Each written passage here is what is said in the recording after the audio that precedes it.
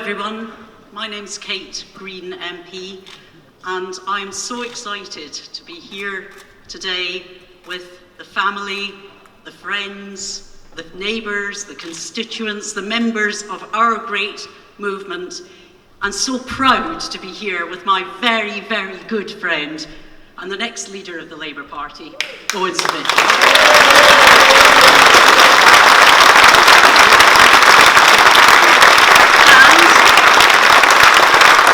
And with all of you.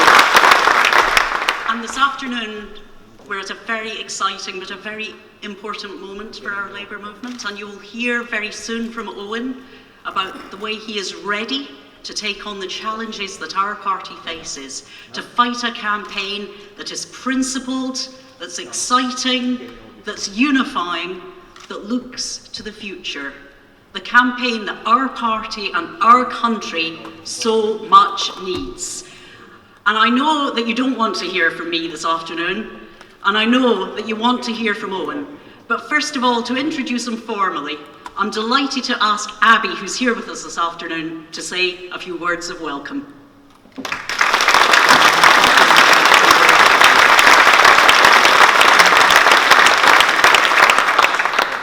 I'm absolutely delighted to be here supporting Owen to be the next leader of the Labour Party. When I last met Owen, he was battling against cruel Tory cuts to social security, cuts that would have seen millions of working families and disabled people lose thousands of pounds a year. Defeating those cruel plans showed the difference that having an effective opposition can make. But over the last few months, we've stopped taking the fight to the Tories. That's happened for a variety of reasons, which Owen will talk about. But what's clear is that we now need someone who can bring together the whole of the Labour Party and lead a strong, united opposition. An opposition that becomes a government. I believe that Owen is best placed to do that. His plans are radical and credible, and they can heal our party. As a young Labour member, I feel that I will live my life under a succession of cruel Tory governments. I was fast losing hope that that would ever change. It is why I'm here today. Owen has given me that hope back. Owen has got the support of a new generation of Labour MPs. He knows austerity has failed. He knows we need peace at home and abroad. And he knows that any Brexit deal must be put to a vote. Friends and colleagues, to tell you more, I would like to welcome Owen Smith, the next Labour leader and the next Labour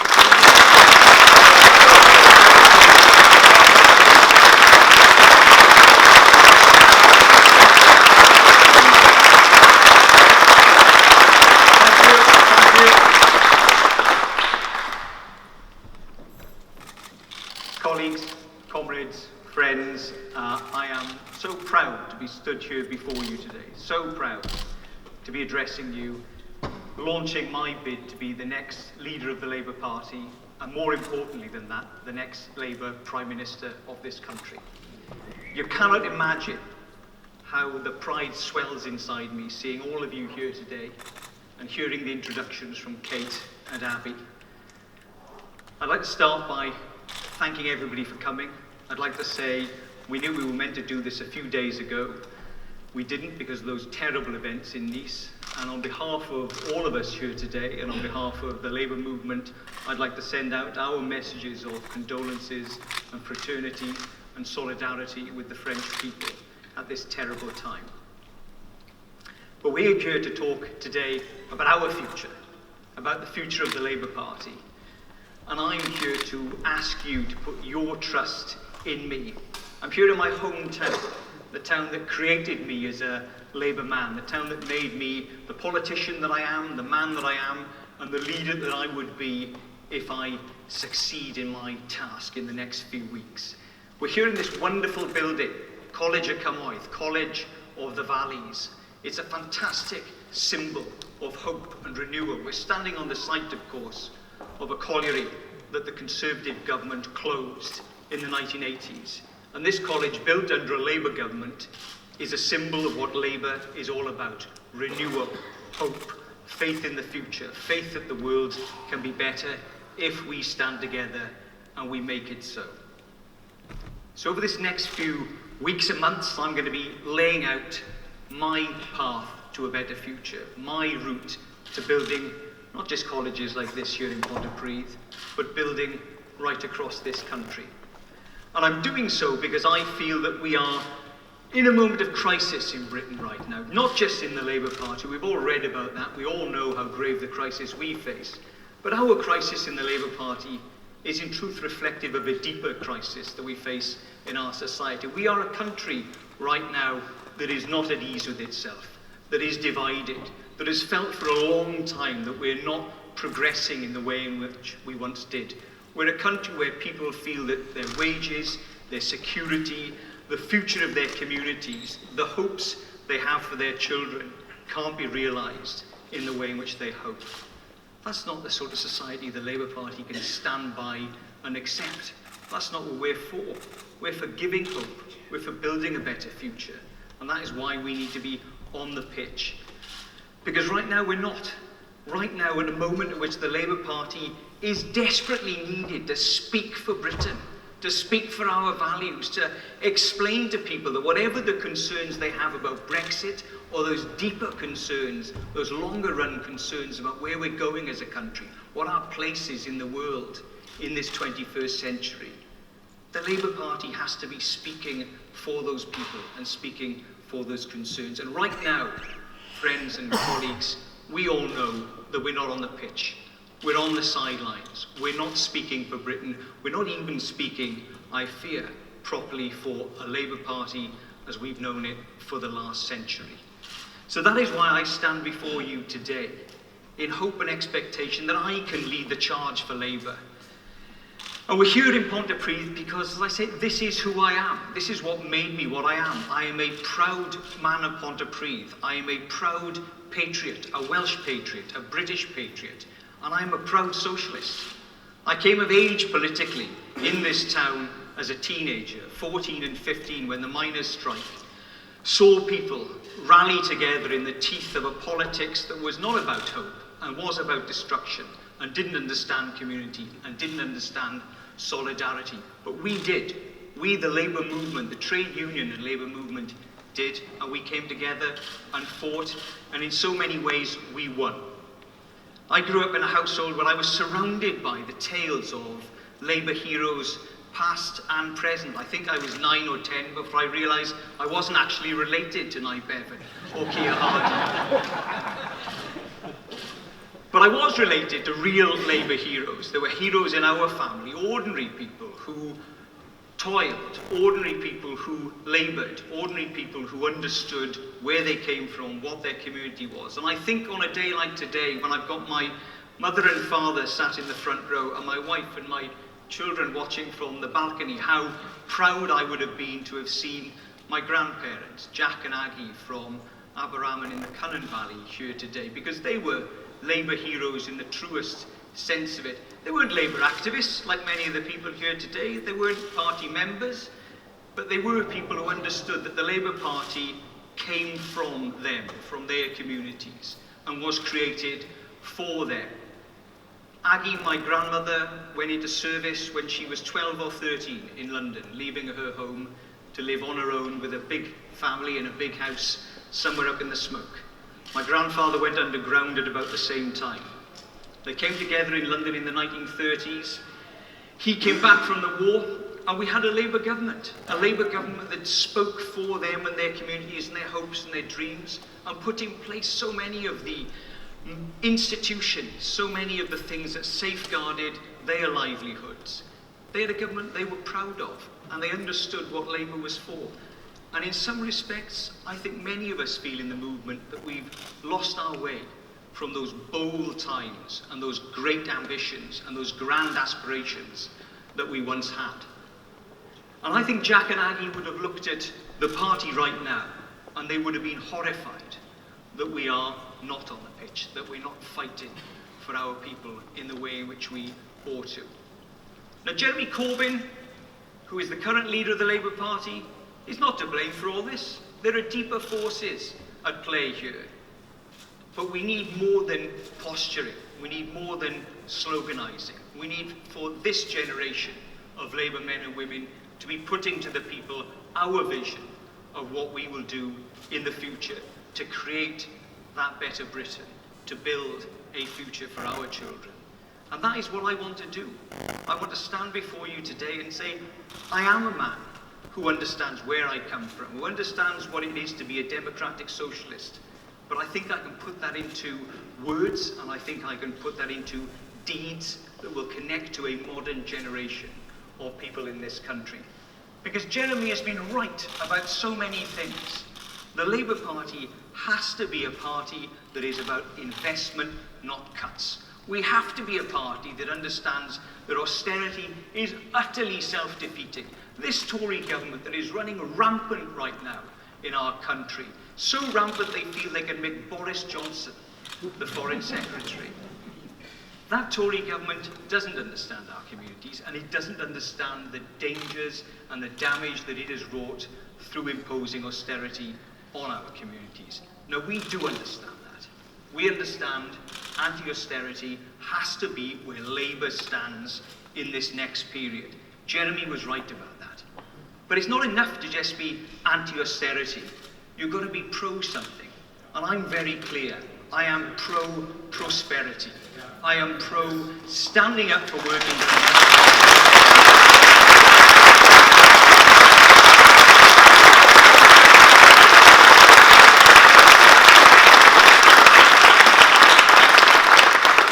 I am pro-standing up for working people and painting a picture of a future that they can aspire to. So, yes, anti-austerity, but let's put in place the policies that allow us to illustrate what prosperity looks like. Let us do that in words and in deeds. So just a few of the ideas I've got that I will sketch out, I'd now like to talk to you about. The first is inequality in our country. Again, we know, Jeremy knows, he said it. It's a disgrace. We have a wider gap between the haves and have-nots in this country than any of us have known in our lifetimes. And it is for the Labour Party, our party, to fight to reduce that gap. So I say it is time for us in words to commit ourselves by rewriting the Clause 4 of the Labour Party's constitution, the beating heart of our party.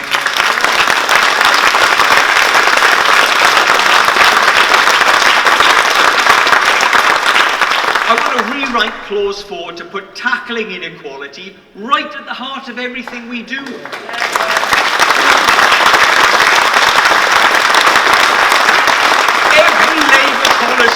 Every Labour policy has to be tested against that benchmark. Is it going to reduce inequalities in wealth, in power, in outcomes and opportunities, or is it not? And if it is not going to reduce those inequalities, then we in the Labour Party should not do it. That has to be a measure against which we benchmark ourselves in future. Secondly, words are not enough. We need deeds. Great to be anti-austerity, great to have that slogan. What is it we're going to do to try and change things in this country? Well, I am very clear. We have been keeping the banks afloat in this country. It is time to start keeping the people afloat in this country.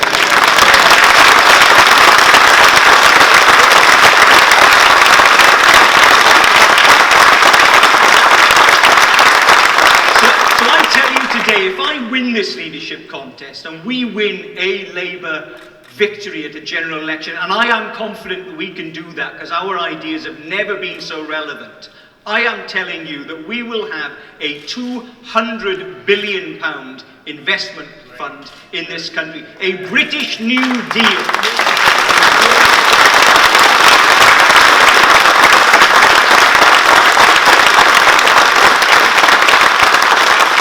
A British New Deal to rebuild physical and social infrastructure. Colleges like this, I don't want them just here in my hometown. I want them in every town in Britain. I want new hospitals. I want better roads. I want us to restore the secure sector. I want us to make sure that we've got the rail infrastructure in. I want us to be certain that every child has a chance to go to college or take an apprenticeship. This place is a symbol of what Labour can do, but it's not enough to have it here. We want it everywhere across this country. Third, what a week for the Tories. How extraordinary that they've come back from Brexit after the lies that they told this country. I mean, I don't know about you lot, but I've not found that extra 350 million for the NHS down the back of my settee, and I suspect we're not going to.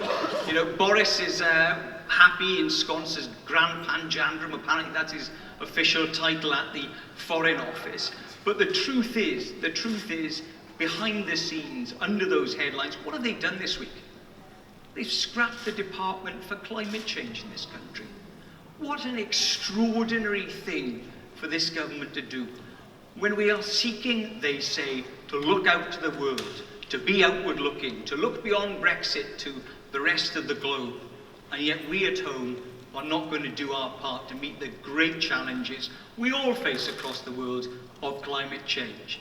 That wouldn't happen under Labour. It wouldn't happen under me. I will recommit this Labour government to instantly restoring the Department for Climate Change, and better than that, for every single department across government to have to think about what it is going to do to produce a low-carbon future and make sure that we're doing our bit to solve the world's crisis on climate change.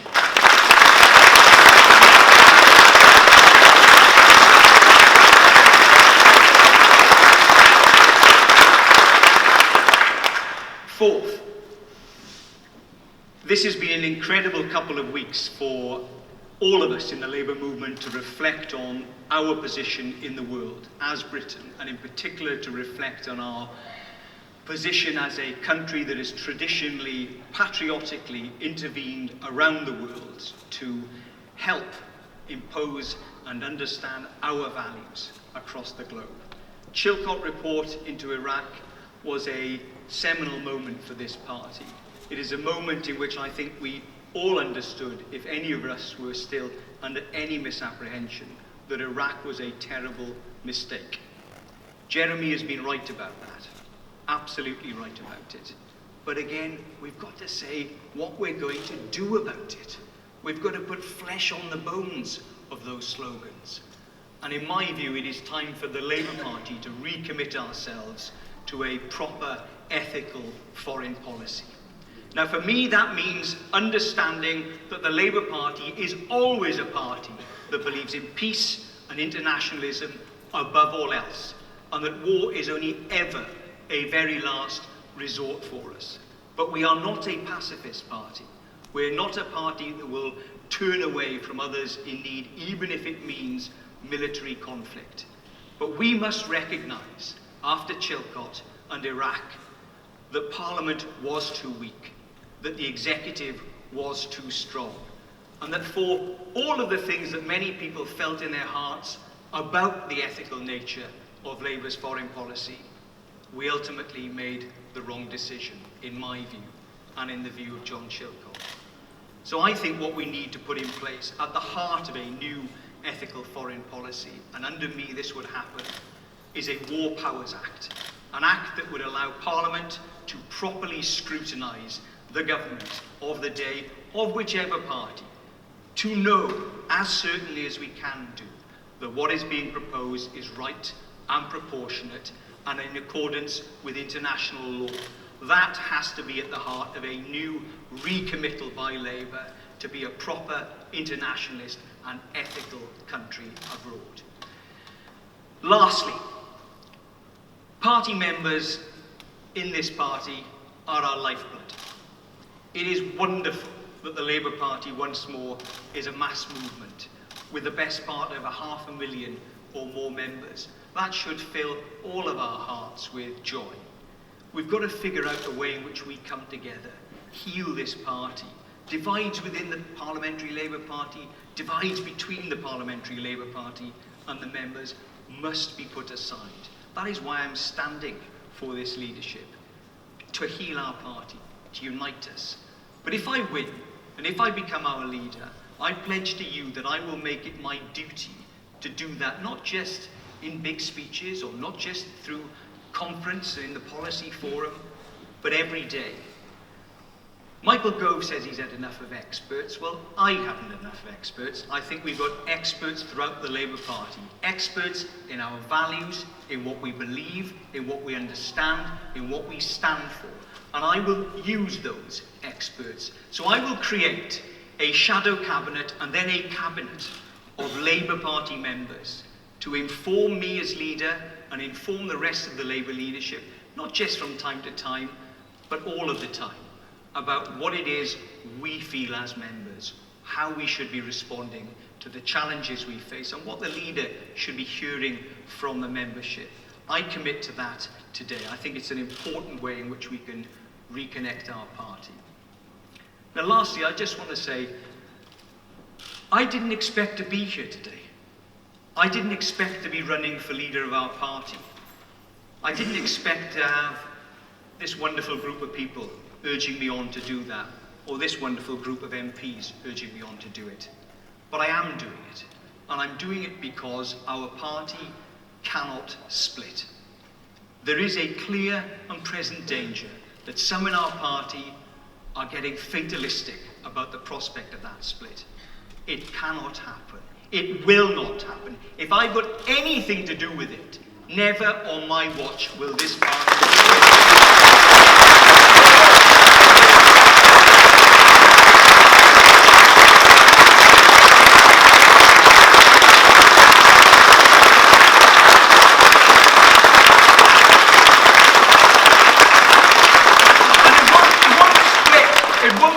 Friends, because we cannot afford it to split, and more than importantly than that, working people in this country cannot afford the Labour Party to split.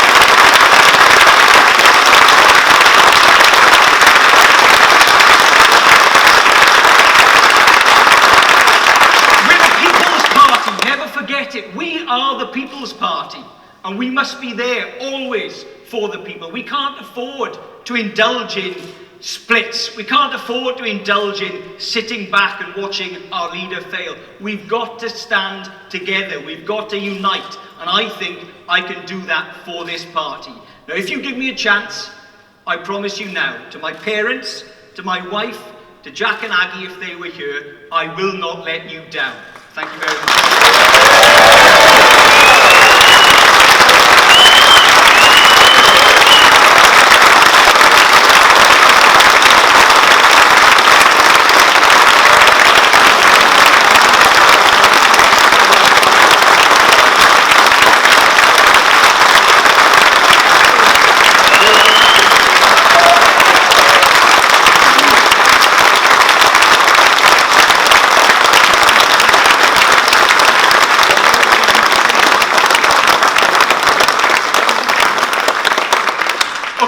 We've got some questions from the media. So, Adrian Masters, would you like to ask one? I pounced on you.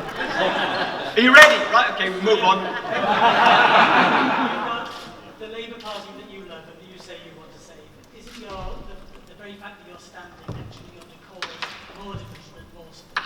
No, I went to see Jeremy 3 times to try and figure out if there was some way in which we could come to a compromise that would save the Labour Party from this contest and from a split. I said to him, look, what can you do to help this? What can you as leader? And I'm afraid Jeremy just wasn't able to offer an answer. And others in our party, John McDonnell in that meeting with Kate and myself, shrugged his shoulders and said, well, you know, if the party splits, so be it. Now, at that point, I knew that the only way we could seek to save this party was a contest. And for men like me, or many others in this party, this current generation, to stand up and say, we are the Labour Party. We stand united. We cannot be defeated if we stand united.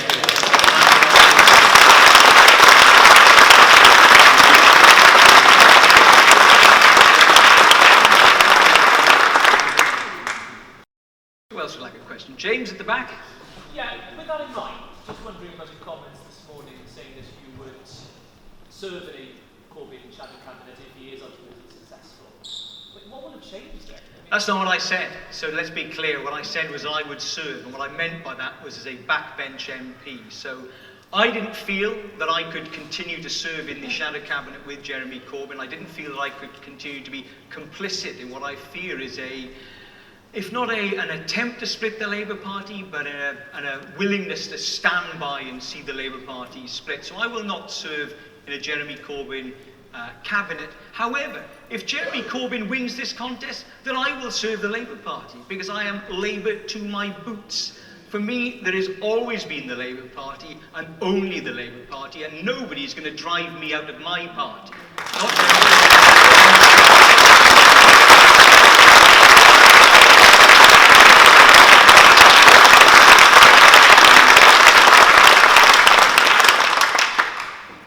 Question from The Guardian. He's scribbling bravely.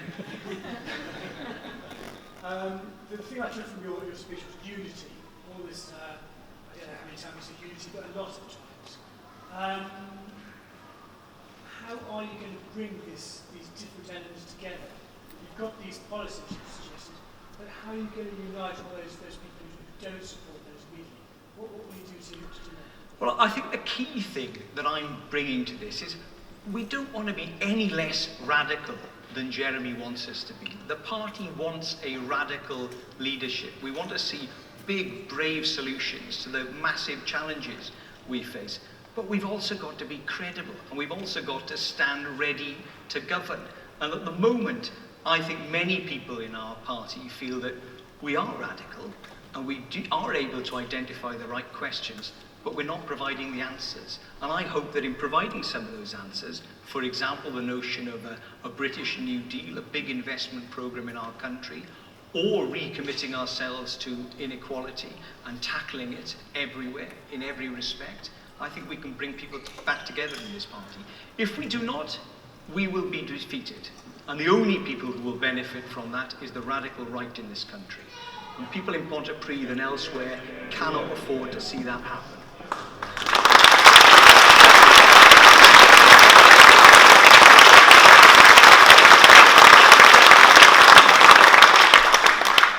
One more question from the BBC's Greedy wants another bite.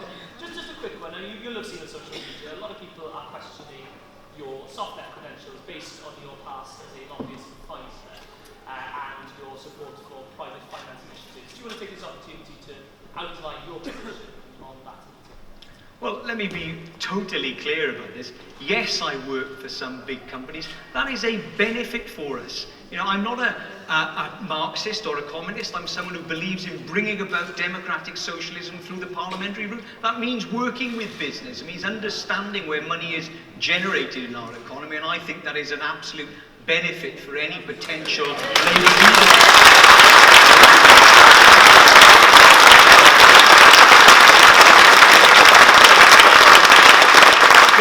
But let's be clear, PFI was, for many, many projects right across this country, clearly far too costly a way to finance things. The last Labour government succeeded in trebling spending on the NHS, in redoubling spending on our school system. There are hundreds of schools, the length and breadth of Britain, that the last Labour government built, including the Sure Start centres. But I think we now know that there were probably better ways in which we could have financed that than BFI. For example, the direct government investment that I'm talking about here today.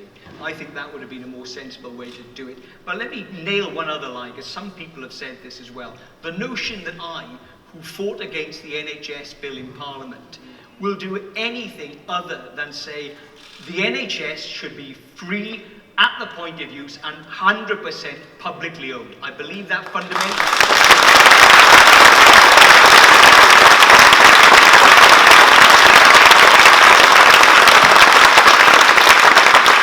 And as I said to you, James, in an interview just a few days ago, I think that is one of the things that a Labour leadership on my watch would look at. What other aspects of our public services, our public goods, have to be maintained in public hands? Because that is an important part of Labour's ethos, and I will certainly be looking very hard at that if I win this contest. One more question. You just said the business. Do you think that privatisation in public services has gone too far? And I liked your part of your speech about Clause 4, because there are some industries that need to be central and nationalised, particularly the railways at the moment, where there's absolute chaos. Certainly in the southeast, you hear it all the time on the telly, and I can't understand why the people in the southeast don't vote for you and vote for Clause 4 and get British railways back. Let me be entirely clear about about this. I think we were far too...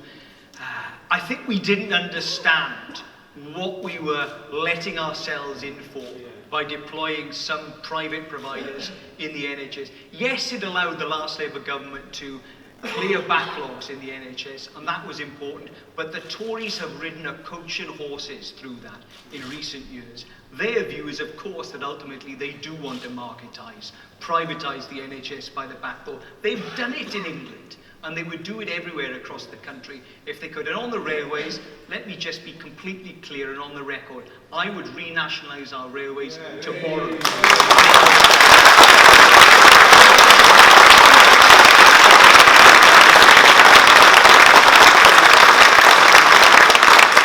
Okay, one more question. I keep saying one more question, you keep putting your hands up. You mentioned the 200 billion, Owen. How would you, what areas would benefit from that? What would it fund?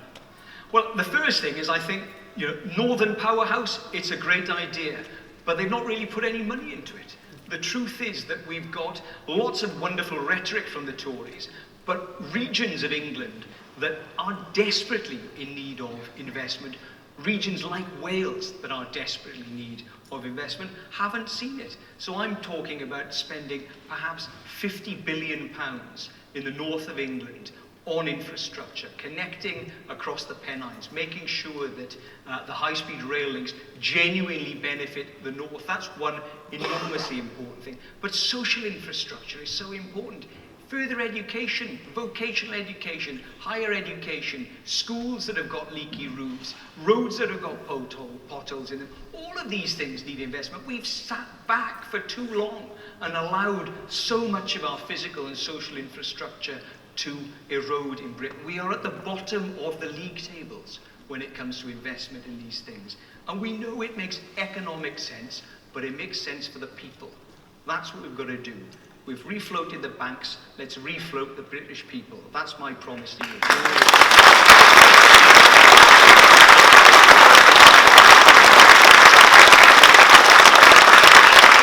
Genuinely, the last question from Adrian Masters of ITV. This is all for all those early mornings at Radio Wales. I used to be his boss. That's why I now ask him all these questions. Yeah, he had hair then. You've promised a second referendum on the nature of Brexit. Isn't that actually undermining the democratic decision of the people who want to Britain and across the UK made in June? No, I think it's very simple. I think two things. One, I completely trust the British people. I always will do. And I think they made a decision that many people, whether they voted in or out, took in good faith, thinking they were doing the right things for their families and their communities. But I say to you very clearly, Adrian, people were lied to. The Brexiteers lied about that 350 million. They lied about the easy answers they thought there were to immigration. And people are now, I believe, starting to wonder whether they got what they wanted. Now, that doesn't mean we've absolutely got to have a second referendum. It doesn't mean that we've definitely got to put it to the people at a general election. But it does mean we need to continue to trust the British people. And over the next 18 months, as the true picture of what a post-Brexit Britain looks like, we need to be bold enough to say we will keep testing public opinion. And if public opinion is such that people think they've not got what they expected, we should be brave enough to trust the people once more, to rubber stamp that. I put it this way, you wouldn't go out and buy a car, I've got to buy a new car at some point, you wouldn't go out and buy a new car without picking the bonnet up and having a look to see if it's got an engine. You wouldn't buy a new car without taking it for a test drive. And we've got 18 months now in which we can test drive and test exactly what the post-Brexit scenario is going to look like for Britain, and then we can make another decision as to whether we want to definitely buy it or maybe we want to trade it in for something new. Thank you very much.